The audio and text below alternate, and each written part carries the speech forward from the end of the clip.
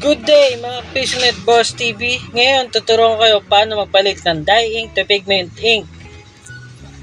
Ang mga kailangan pagka magdi-DIY ng Epson L805 from dye ink to pigment ink. So unang-una, kailangan mo ng gloves, pair of gloves or surgical gloves.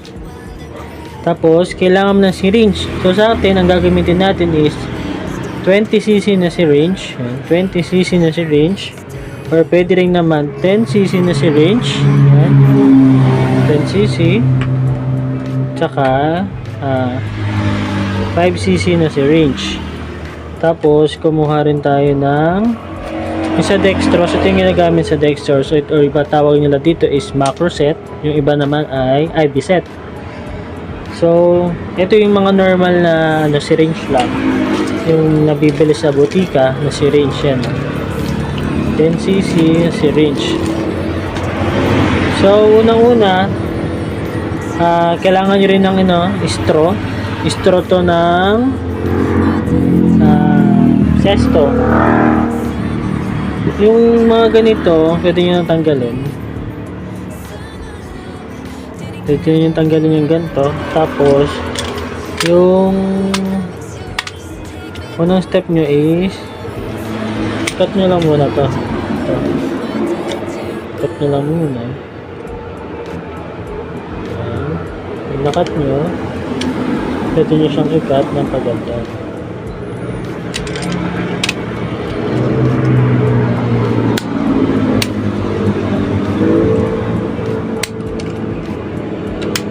So, tatanggal nyo na siya. Or meron din namang nabibili sa Shopee. Ito yung nasa link. Pakita ko sa picture.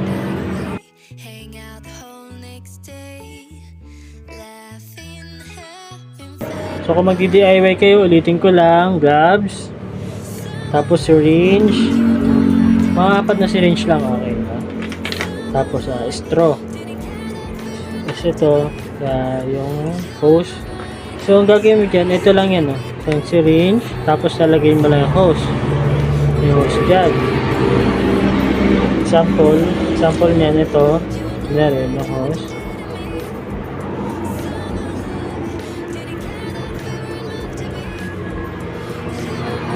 Example yung hose. Igaganto mo lang.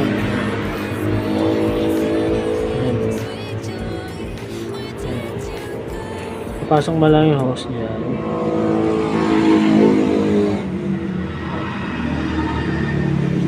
Kaya naman, pwede kayong gumamit ng straw. Ayan, pasok nyo lang para matigas.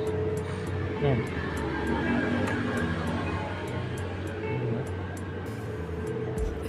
Ayan lang yung mga kailangan nyo pagka mag-DIY kayo. At syempre, yung gagamitin natin ink, which is yung Kuyi na pigment ink. Yan po ay mabibili sa Shopee. Ilalagay ko yung link sa description para alam nyo kung saan kayo bibili. Ngayon, prepare naman natin yung printer na gagamitin natin, which is yung printer natin na Epson L805. So, ayan yung nakikita nyo. So, unang-una yung gagawin, bubuksan natin yung printer. So, makikita nyo merong 4 na screw pa rin yan. Isa, dalawa, tatlo, 4. Yung may mga arrow, yan lang po yung tatanggalin natin, no? So, isa, dalawa, tatlo, so, dalawa sa likod, 4.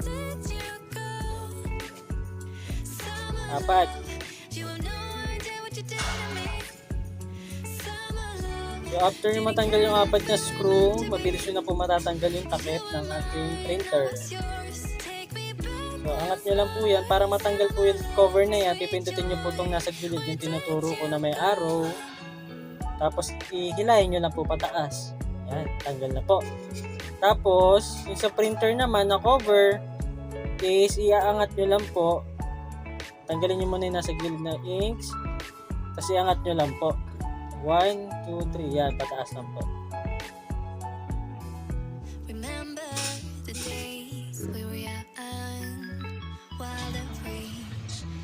Ayan. Kung nakikita nyo, bago yung waste ink pad natin, kasi pinalitan natin sa previous na vlog natin yung ating waste ink pad. So kung hindi pa kayo nakapanood, ayan, nasa post yung nasa video yung photo ng link. Visit nyo lang po yung YouTube channel natin para doon po marami po kayong makikita na tutorial natin na about sa printer ng Epson L805 at kung ano-ano pa po. So signalan po natin yung printer natin. Tapos ito yung ating mga inks na para mausog nyo po itong part na to is kailangan po natin isaksak yung ating printer. So kailangan makadalawang balik siya bago nyo siya matanggal or bunutin yung plug. So isaksak na po natin yung printer natin. Dapat makadalawa siyang balik. Or kung hindi nyo man maabangan yung pangalawang balik is antayin yung umandar po yung printer dun sa papunta sa left side sa kanya bubunutin po. So yan, isasaksak na po natin. So 1, yun yung unang paggalaw niya. Ito yung pangalawa po, 2. Yan, dapat nabunot yun yung plug nyo dyan. Kaso hindi ko siya nabunot kasi masyadong mahigpit yung outlet sa likod. So abangan na lang natin yung paggalaw nung printhead. Tapos saka nyo po bubunutin. Ayan, pwede nyo po bunutin pag naganyan na po.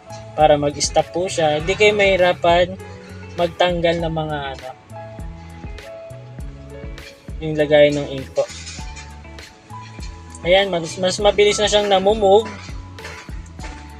So next step natin, umpisahan na po natin yung ating pagkapalit ng dye ink to pigment ink. So mag-gloves po tayo kasi inks po yung hawakan natin para medyo makalat kasi at madumi. So pagka magpapalit kayo, lagi nyo prepare nyo muna yung mga gagamitin nyo. So sa ngayon, ang gagawin natin, pagka inopen nyo yung printer nyo, linisin nyo na rin po. So katulad nyan, na may napansin tayong dumi dun sa may sa may pad nya. Yan yung pinapatungan ng mga printhead kapag ka nasa starting position siya. So linisin nyo po yun, baka po may mga alikabok or nakakalat na dumi na may ink. Kaya pagka nagpiprint kayo, para may sumasabit na kulay itim or ibang kulay, kasi madumi na po yan. Yan. Gamit lang kayo ng tweezers. Sa previous vlog ko, nilagay ko po yung link ng tweezers, no? Pwede nyo rin i-search nyo lang din yan sa Shopee po. So dito, tatanggalin po natin tong part na to. Yung sa may arrow na yan, may isang screw lang po na tatanggalin dyan. So gamitin nyo lang po yung screw, tapos tanggalin nyo lang po. Tapos iaangat nyo lang po yan, madali na pong matanggal.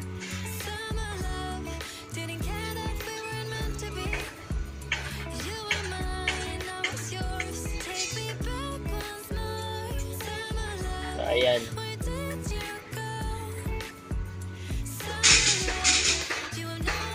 So dito sa part na po na to, linisin nyo rin po kasi kung mapapansin nyo, madumi na po. So lahat na makikita nyo madumi kapag natatanggal or nagbubukas kayo ng printer is linisin nyo na rin po para sabay na rin po. Yan. Kung napapansin nyo, nililinis ko siya. Tapos sa part na to, dahan-dahan lang po kayo. Tandaan nyo po kung paano nyo tinanggal yung mga nakakabit. Para hindi po kayo mahirapan pag magbabalik na po kayo pagtapos po natin magpalit ng ink. So sa atin, gamit po kayo ng ballpen o kaya pentel pen para malagyan nyo na marka. Sa akin, ginamitan ko siya ng ballpen kaso medyo malabo. So sa part po ninyo, mag-ready po kayo ng pentel pen para mas malinaw po at hindi kayo mahirapan.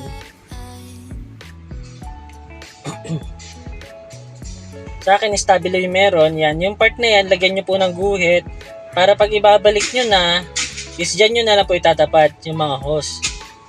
Dito sa taas naman, itong mga part na to, lagyan nyo po sila ng numbering para hindi po kayo malito or magkabali-baliktad.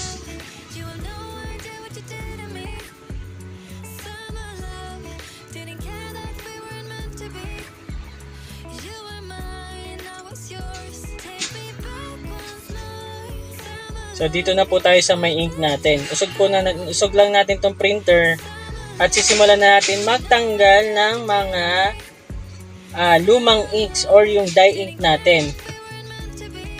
Isa-suction po natin yung mga inks na nakalagay, uubusin po natin yan at itatapon na po dahil hindi na rin po natin siya magagamit. So yung baso na yan, dyan po yung gagawin kong tapunan. So ito yung kaninang dinemo natin sa inyo, yung may syringe ng 20cc ang gagamitin natin. Gamitan nyo lang ng straw ng yung IV set or yung macro set yung ginagamit sa ospital, no? May mga tinatapon na or nabibili lang. Sa Mercury nyo lang po mabibili yan. Umpisahan natin sa pagtanggal ng inks dito sa taas, yung malapit sa may baso, syempre. So, kunin natin tong yellow.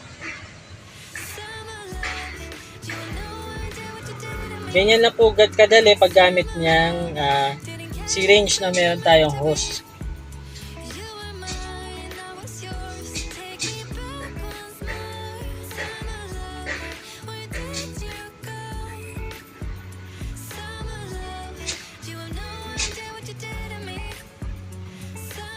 Dahan-dahan na po kayo sa pag discharge ng ink para hindi po matapon at magkalat.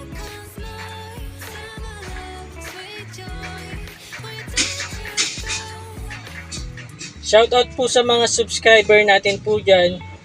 Comment lang po kayo kapag may gusto po kayong matutunan at i-content natin para mas maipaliwanag natin ng mas maayos at mas mabilis maintindihan. So, ayan. Tapos, bali isang syringe lang po yung ginamit ko dyan, no? Naglagay lang ako ng tabo sa gilid. Tapos, winawash lang po natin yung syringe. Tapos, tinatapon lang po. Para pwede natin gamitin yung syringe ulit. Make sure lang na kapag gagamitin nyo dun sa kabilang ink, yung syringe nyo is tuyo at walang tubig na natitira dun sa loob ng syringe. Para hindi po mahaluan ng tubig po yung lagayan. So, sunod na po natin is yung color black. Ayan. Yung black, magagamit pa natin yan kapag meron kayong mga yung mga pantatak. Yung katulad ng mga ginagamit ng mga teacher, yan, pwede yan.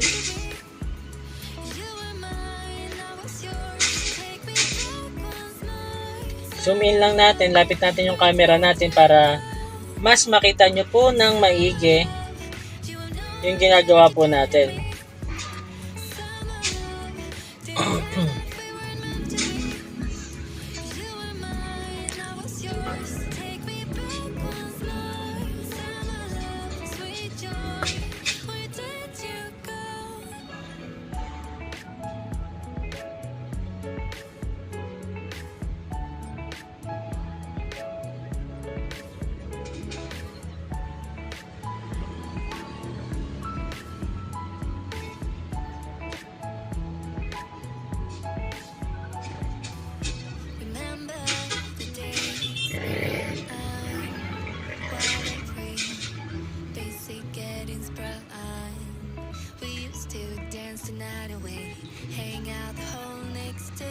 Ayan, tapos na natin yung yellow natin at saka yung black. Dito na tayo sa kasunod, which is yung light cyan natin.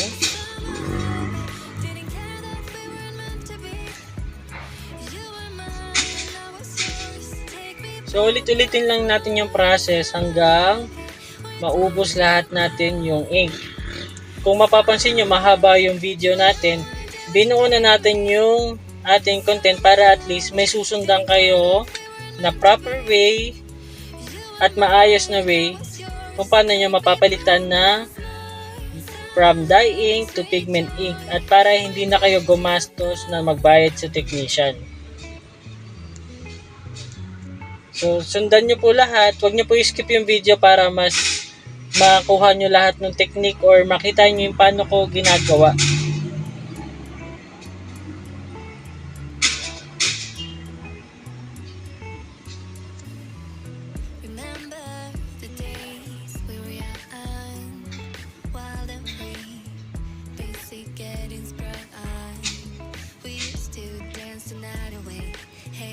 Ingatan nyo pong mabasa yung printer nyo po ng tubig na matapon or yung inks para hindi po makalat. Di bali pong matagal, basta sigurado po ang paggalaw po ninyo na wala kayong masasaging ink na matatapon. So nandito na tayo sa pang-apat, which is yung light magenta natin. Ayan na.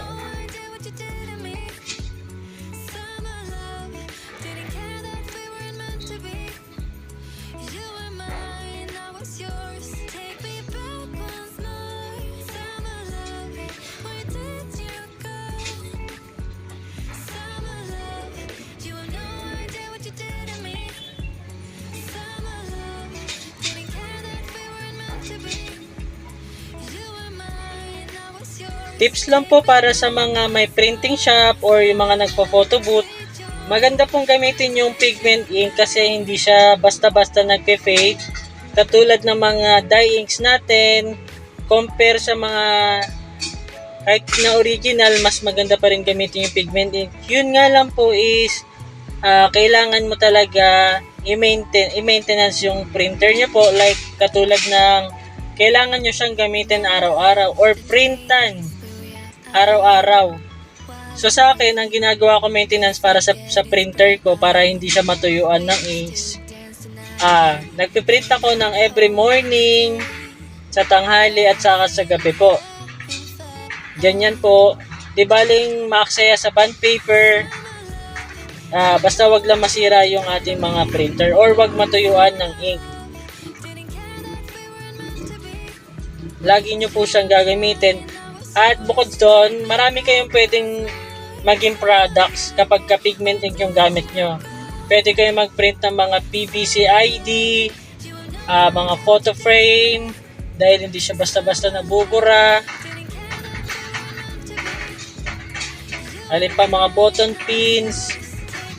Kaya pwede nyo po siya maging business or yung mga rush ID po.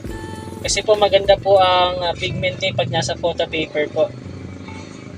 Gagawa ko kayo ng mga product or mga tutorial na pwede nyong ibenta or i-racket kapag pigment ink na printer ang gamit nyo or pigment ang nakalagay na ink. So nakalima na tayo, which is, isa na lang ang kulang po natin, which is yung cyan na lang natin.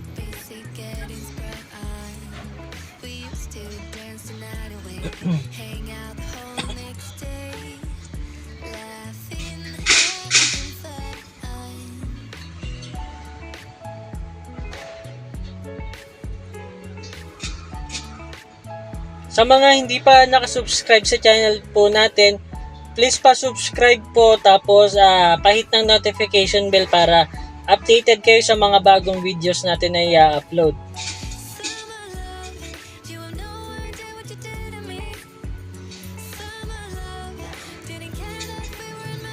Kung meron din kayong mga gustong matutunan, i-comment nyo lang po at gagawa natin ng content.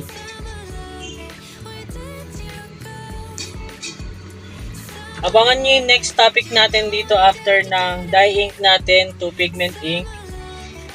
Magko-content tayo kung paano mag-print ng PVC ID na printable gamit ang ating Epson L805 na direct na print.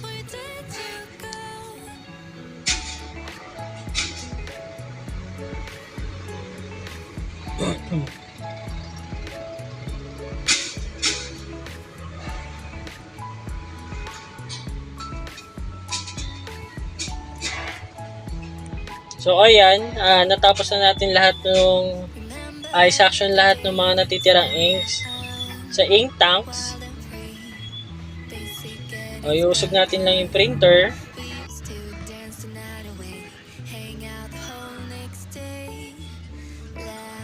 After po natin maubos yung mga ink doon sa may ink tank, so dito na tayo sa part ng damper. No? So dito naman tayo sa part na to. Tatanggalin natin yung mga laman na natitirang laman na inks.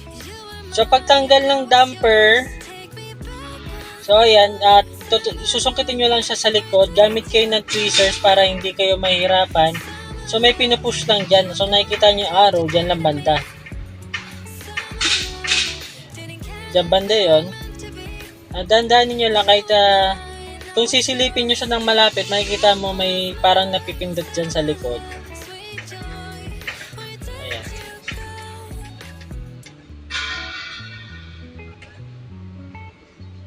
Ayan. Yun. Dun sa part na yun. Itutulak nyo lang ng tweezers. So, ayan, natanggal na. Pag natanggal kayo, isa-isahin nyo lang para hindi kayo mahihirapan na kalat-kalat agad. Since may mga marka naman na kayong ginawa, is hindi na kayo matatakot na pagka binalik nyo is magkamali kayo ng pagbalik. So, kung napapansin nyo, meron pang mga laman na inks yung sa loob ng damper. Damper po ang tawag sa mga yan, no? So, ipapasok nyo lang po yung syringe nyo dyan. Gamit kayo ng mga 10cc or 5cc lang. Tapos, hihigupin nyo lang po ng isang beses or dalawa, tatlo, hanggang maubos nyo lang po yung laman. Yung laman ng damper. Kahit na hindi siya sagad na sagad, kasi hindi nyo po siya maisasagad eh.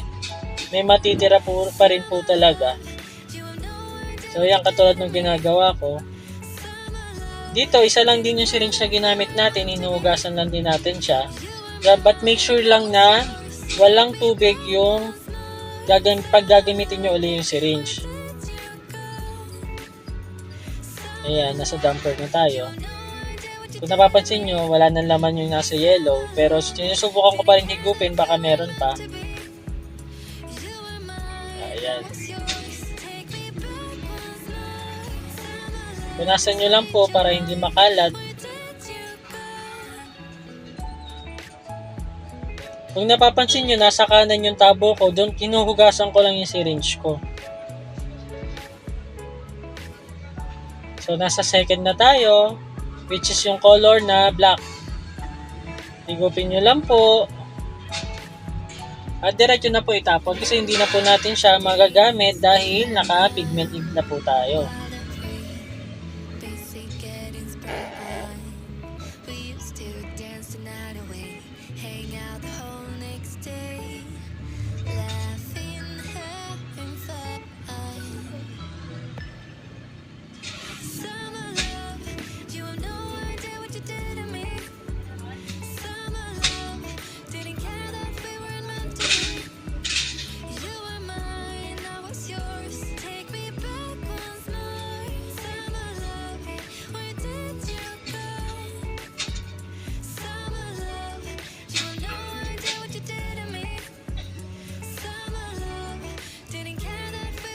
Nasa pangatlo na po tayo, which is yung light cyan natin.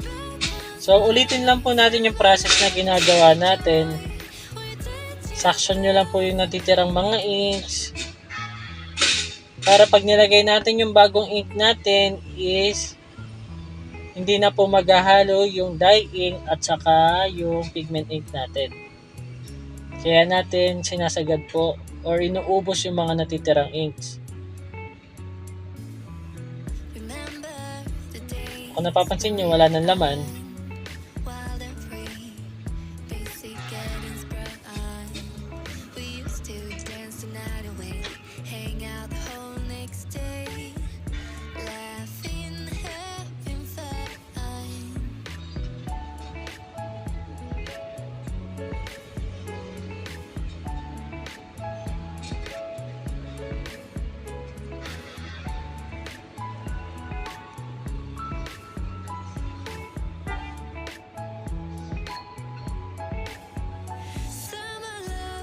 So, nandito na tayo sa ating light magenta.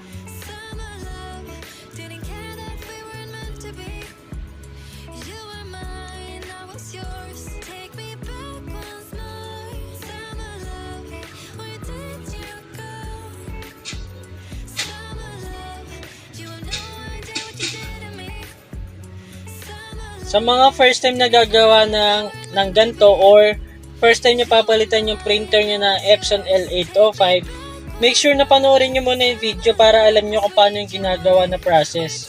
Kasi baka pag in-skip nyo, may ma-skipan kayo kung paano ang technique at baka magka-aberya yung mga printer po ninyo, no?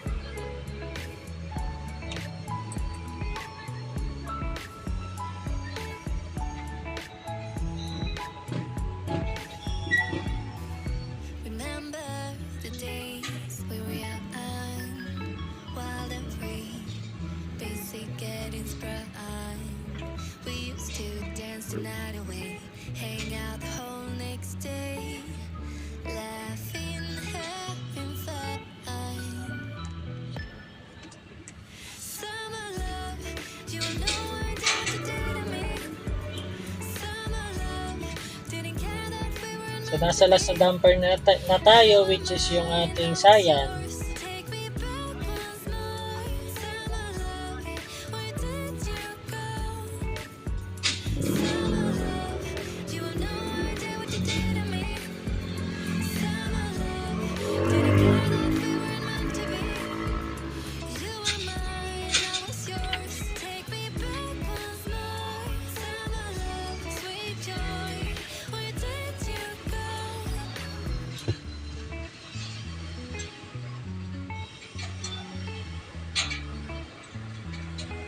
So ayan, natapos na natin lahat. Higupin yung mga natitirang ink sa damper. Ayusin nyo lang po para laging maayos or malinis din ninyo tignan yung inyong mga workplace. Wild and free, basic getting started. We used to dance the night away, hang out the whole next day, laughing. Punasan nyo lang po yung mga maliliit na butas para hindi kumalat yung mga inks. So after nyan, itapon nyo lang yung mga natitirang inks. So i-prepare nyo po yung mga gagamitin nyo na ink na, which is yung ating Kuyi na pigment ink. So ayan, usog na natin yung printer natin. You know I did what you did At tayo ay magsasalin na po ng ating mga inks. meant to be. You were mine, I was yours. Take me back once more. Summer love, where did you go? Summer love, you know I did what you did to me. Summer love, didn't care that we Sa mga hindi po nakasubscribe dyan, please subscribe po yung channel natin. Ito yung mga inks na gagamitin natin. Ipinakita ko kanina yung ating Kuyi na pigment ink. So sa mga hindi pa nakakalam, ilalagay ko po yung link dun sa ating description para hindi na kayo mahirapan maghanap. Nabili ko lang po yan sa Shopee. 6 colors. Ang ink po na bottle ang isa ay 95 pesos. remember the days we were young, wild and free, basic getting sprung. Sa ngayon, magsasali na tayo ng mga inks natin. Hang out the whole next day, laughing, having fun. Ito yung ating yellow. You know I did what you did to me. Summer love, didn't care that we weren't meant to be. You were mine, Pag magsasalin po kayo ng ink, huwag po kayo magmamadali para hindi po matapon or magkalat yung ating mga ink. Lalo na po yung mga ating mga pigment ink is hindi po yan basta-basta nabubura. to be. You were mine, Ayan, ganyan lang po. Di baling matagal, basta maayos yung paglagay ng ink. where did you go? So ayan, napuno na natin yung isang ink tanks.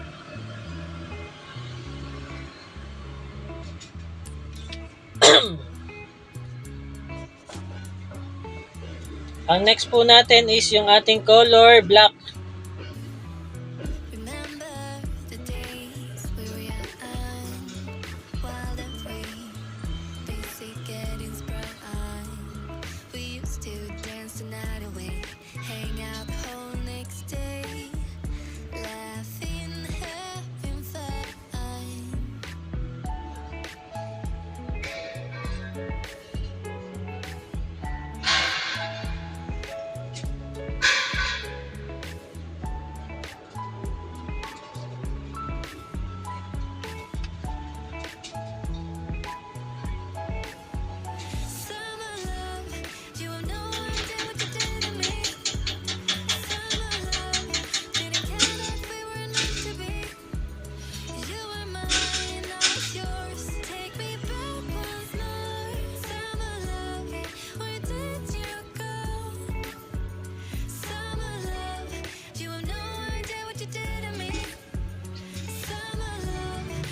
So, dito na tayo sa ating light cyan. Take me back once more. Summer love, sweet joy. Where did you go?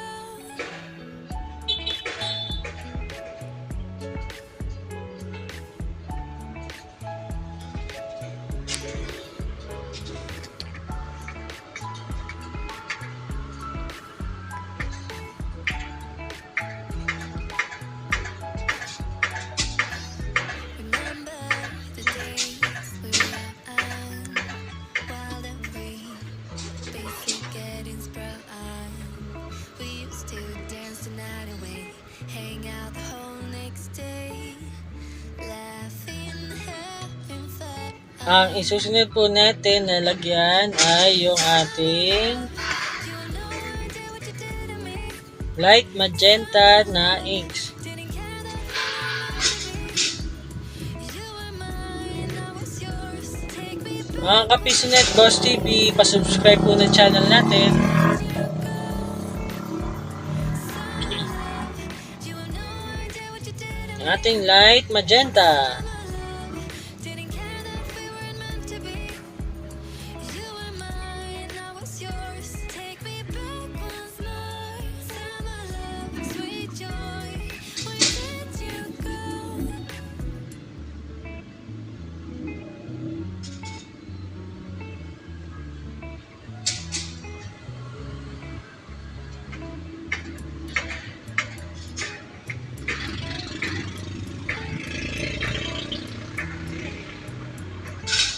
Mga Kapisonet, abangan nyo po yung next topic natin, which is yung kung paano mag-print ng PVC ID na printable sa ating mga Epson L805.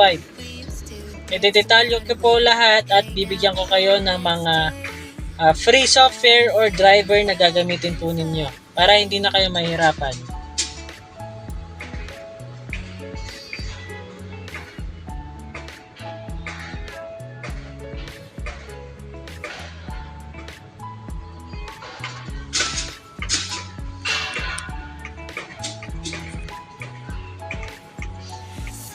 Tapos na tayo sa ating light magenta. what you did. Ang susunod na po natin ay yung ating magenta. Didn't care that we weren't meant to be. You were mine, I was yours. Take me back once more. Summer love, where did you go? Summer love, you know I did what you did to me. Summer love, didn't care that we weren't meant to be. You were mine, I was yours. Take me back once more. Summer love, sweet joy. Where did you go?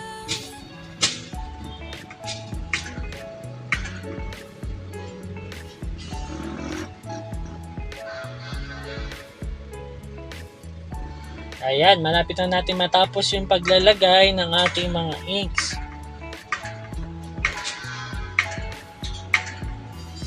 Remember the days we were Hingi lang ako ng pabor sa ating mga viewers dyan. Pasubscribe po sa channel natin para mas lalong ganahan yung ating creator na gumawa ng mga bagong contents na ibabahagi para sa inyo. Salamat po. So ayan, tapos na natin yung magenta. Ang last na ilalagay na po natin yung ating cyan na inks. meant to be. You were mine, I was yours. Take me back once more. Summer love, you know I did what you did to me. Summer love, didn't care that we weren't meant to be. You were mine, I was yours. So yung mga inks na gagamitin natin, nabibili lang po yan sa Shopee. Ilalagay ko po yung link sa description. Tapos yung mga syringe na pinakita ko sa inyo na ginamit natin ay nabibili lang po sa Mercury Drug. Or kung gusto nyo po is yung naka-prepare na, pwede rin po, may makikita rin kayo sa Shopee. Ang pangalan niya po ay insemination na syringe. Ready to use na po yun. Pero kung gusto niyo rin makamura, pwede po kayong manghingi sa mga kakilala nyo na mga nurse, na mga kung meron sila mga extra na syringe. At yun na po ang magagamit nyo. So nandito na tayo sa part sa damper naman.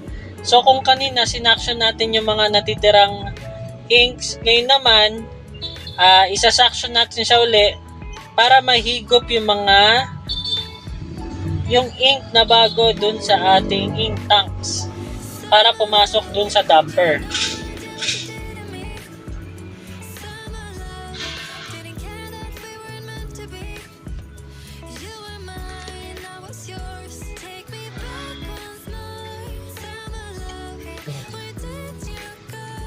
So gamit lang kayo ng 5cc or 10cc na syringe. So sa atin 10cc na yung ginamit natin para mas mabilis. Pasok nyo lang dyan yung part ng syringe, tapos higupin nyo lang po. So kung papapansin nyo, medyo orange yung sa may dilaw kasi medyo may natirang konting dye inks dyan. So kaya ang gagawin nyo lang, higupin nyo pa ng konti para wala na matira. At mag-mix na po siya dun sa ating pigment ink. Okay na? So pagkatapos nyong isa-isahin yan, saka po natin ibabalik. So dito na tayo sa black.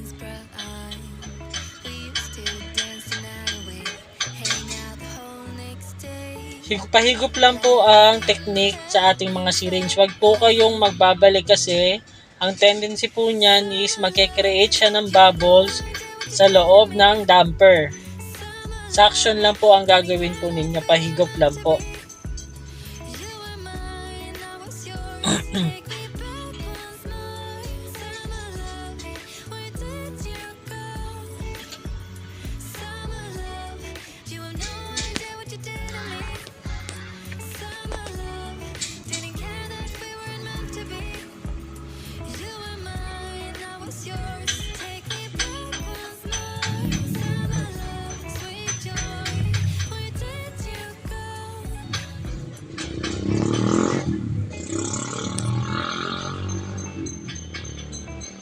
Sa light cyan na tayo. So sa mga naka-Epson L8052 dyan, i-browse nyo po yung ating videos natin. Sa previous video natin, nagpalit po tayo ng waste ink pad. Tapos meron din po tayo, nagturo tayo doon kung paano mag-reset ng ating mga printer. So kung yung printer nyo po is sulit na po yung paggamit nyo, tingin nyo naka 2 taon na or lagi kayong nag-head clean o nagpa-power flashing, i-check nyo po yung mga waste ink pad ng mga printer nyo kung sobrang basa na, kung kailangan na pong palitan. So panoorin nyo po yung mga videos natin para marami po kayong matutunan. Tapos pa-subscribe na din po at pa-hit ng notification bell para updated kayo sa ating mga videos na bago. Nandito na tayo sa part na magenta. Okay na. So last natin is yung ating cyan.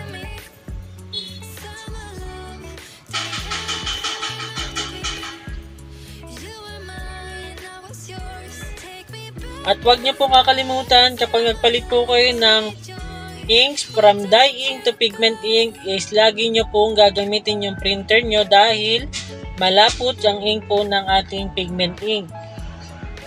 Mabilis po siyang matuyo. Kung ayaw niyo pong masira yung printer niyo din, lagi niyo po siyang gagamitin. Ang pinaka-maintenance po na ginagawa ko ay magpiprint po ako ng search nyo lang po sa Google yung Google test print or yung color na test print. Lalabas po doon yung 6 color or 4 colors na pwede nyo gamitin na pang test print. Mag-print po kayo ng umaga, sa hapon, at saka sa gabi po. Yun po ang pinaka-maintenance ng ating printer. Kung sakali naman po na magkaroon ng guhit-guhit yung mga printer nyo dahil hindi nyo nagamit ng 1 araw, 2 araw, gamitin nyo po yung head clean na maintenance na makikita nyo po sa printer. Mamaya po ituturo ko po sa inyo yon.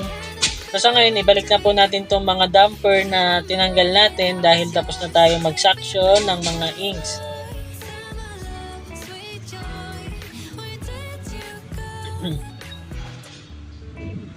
So ipupush nyo lang yan. Make sure lang na nakatapat or naka-align yung mga damper na ibabalik nyo.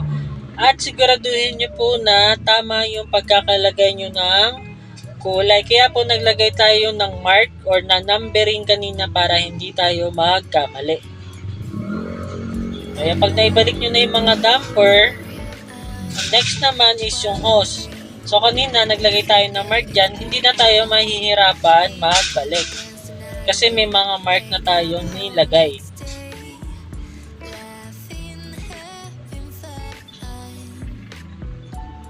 Make sure lang na naka-align din yung mga hose natin at maayos tignan.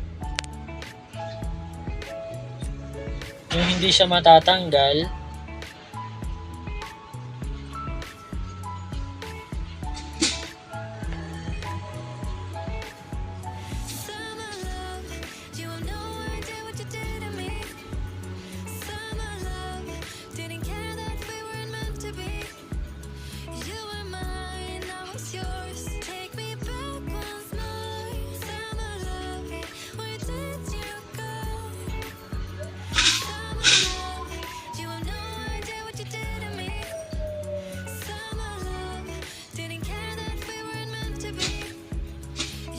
Ayan, okay na po. So, susunod natin gagawin is, magtanggal na tayo ng gloves. Tapos, huwag nyo kalimutan ibalik yung cover ng damper. Gawin lang natin para makita nyo na maigi. So, sa ngayon, tapos na tayo magpalit ng ink. Ibalik na natin yung mga cover or yung mga screw na tinanggal natin.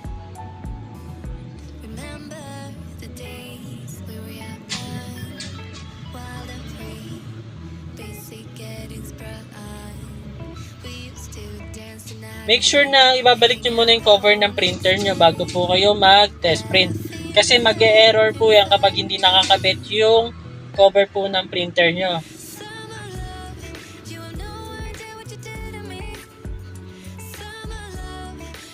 So, 4 na screw lang naman yan. Ibalik nyo na po para hindi rin mawala yung ating mga screw.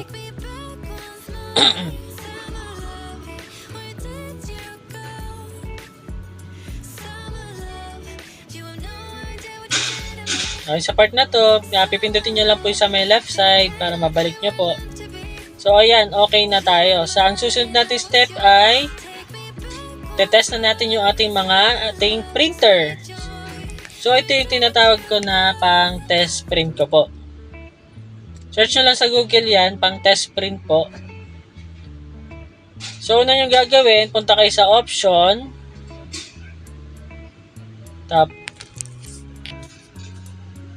Punta po kayo sa printer properties. So, ang susunod is punta po kayo sa maintenance. Ito po yung first step natin. Tapos, head clean po. Pipindutin nyo po yung head clean. Dahil nag-manual suction tayo kanina, head clean na lang po ang gagamitin natin. So, ito yung unang process natin. So, start nyo lang po.